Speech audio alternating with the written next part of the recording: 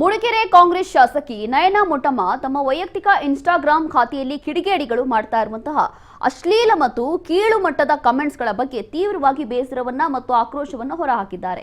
ನಯನಾ ಅವರು ರಾಜಕೀಯ ವಿಚಾರಗಳಿಗಾಗಿ ಒಂದು ಮತ್ತು ವೈಯಕ್ತಿಕ ಜೀವನದ ಕ್ಷಣಗಳಿಗಾಗಿ ಮತ್ತೊಂದು ಖಾತೆ ಕೂಡ ಹೊಂದಿದ್ದಾರೆ. ಆದರೆ ವೈಯಕ್ತಿಕ ಖಾತೆಯಲ್ಲಿ ಅವರು ಹಂಚಿಕೊಂಡಿರುವಂತಹ ಫೋಟೋಗಳಿಗೆ ಕೆಲವು ಕಿಡಿಗೇಡಿಗಳು ವೈಶ್ಯ ಎನ್ನುವಂತಹ ಆಕ್ಷೇಪಾರ್ಹ ಪದವನ್ನ ಬಳಸಿ ಕಮೆಂಟ್ಸ್ಗಳನ್ನು ಮಾಡಿದ್ದಾರೆ.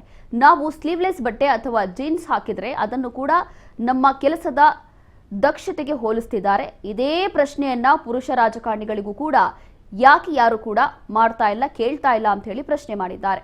ನೇರವಾಗಿ ಪ್ರಶ್ನೆ ಮಾಡಿದ್ದಾರೆ. ಕಮೆಂಟ್ ಮಾಡ್ತಾ ಇರುವಂತಹ ಬಹುತೇಕರಿಗೆ ಪ್ರೊಫೈಲ್ ಚಿತ್ರವೇ ಇಲ್ಲ. ಮುಖ ತೋರಿಸದ ಇಂತಹ ವ್ಯಕ್ತಿಗಳು ಮಹಿಳೆಯರ ಘನತೆಗೆ ಧಕ್ಕೆ ತರ್ತಾ ಇದ್ದಾರೆ ಅಂತ ಹೇಳಿ ಆಕ್ರೋಶವನ್ನ ಹೊರಹಾಕಿದ್ದಾರೆ. ಈ ರೀತಿಯ ಮಹಿಳಾ ವಿರೋಧಿ ಮನೋಭಾವ ಮತ್ತು ಸೈಬರ್ ಕಿರುಕುಳವನ್ನ ಸಹಿಸೋದಿಲ್ಲ ಅಂತ ಹೇಳಿ ಅವರು ಎಚ್ಚರಿಕೆ ಕೊಟ್ಟಿದ್ದಾರೆ. ಈ ಹಿಂದೆ ನಟಿ ರಮ್ಯಾ ಮತ್ತು ದರ್ಶನ್ ಪತ್ನಿ ವಿಜಯಲಕ್ಷ್ಮಿ ಅವರ ವಿಚಾರದಲ್ಲೂ ಕೂಡ ಇಂತಹ ಘಟನೆಗಳು ನಡೆದಿದೆ. ಇಲ್ಲೂ ಕೂಡ ಮತ್ತೊಮ್ಮೆ ಇದೇ ಆಗಿದೆ. ಯಾವಾಗ ರಮ್ಯಾ ಹಾಗೂ ದರ್ಶನ್ ಅವರ ಪತ್ನಿ ವಿಜಯಲಕ್ಷ್ಮಿ ವಿಚಾರದಲ್ಲೂ ಕೂಡ ಇಂಥ ಘಟನೆ ನಡೆದಿತ್ತು. ಅಂತ ಸಂದರ್ಭದಲ್ಲಿ ಸೈಬರ್ ಪೊಲೀಸರಿಗೆ ಕಂಪ್ಲೇಂಟ್ ಕೊಟ್ಟಿದ್ರು. ಸೈಬರ್ ಪೊಲೀಸರು ಪ್ರತಿಯೊಂದು ಮಾಹಿತಿಯನ್ನು ಕೂಡ ಕಲೆ ಹಾಕಿ ಅಂಥವ್ರಿಗೆ ಅರೆಸ್ಟ್ ಮಾಡಿ ಇನ್ನೂ ಕೂಡ ಅವರಿಗೆಲ್ಲ ಚಾರ್ಜ್ ಮಾಡ್ತಿದ್ದಾರೆ, ಶಿಕ್ಷೆ ಕೊಡಿಸುವಂತ ಕೆಲಸ ಮಾಡ್ತಿದ್ದಾರೆ. ಬಹಳಷ್ಟು